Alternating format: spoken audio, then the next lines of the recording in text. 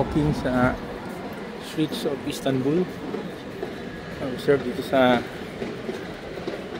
tourism is also people tourism. No, aside from yung visit namin sa yung sites saka destinations which are really yung mga established na mga mosque, no? You have the Blue Mosque, the Sophia Hagia. Ito naman people tourism, walking in the streets, checking. I think pwede na dyan na area. We have yung public transport nila dito, hindi pwedeng pumasok yung mga kotse, no?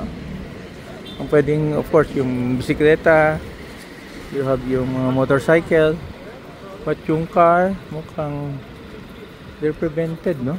Yung mga barriers. Yan na. Anong kalye ba to?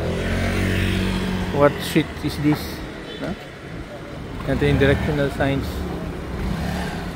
Ito yung direction.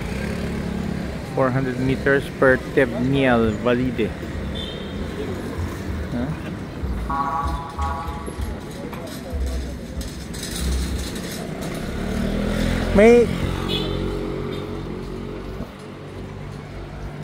May yellow taxi man na niya.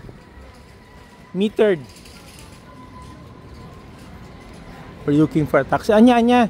May mga metered taxi man. They don't recommend it nga. Again. Okay.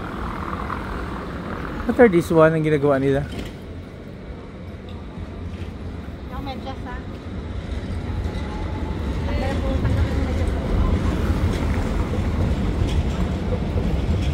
Doon ka na mabili sa destination natin o dito?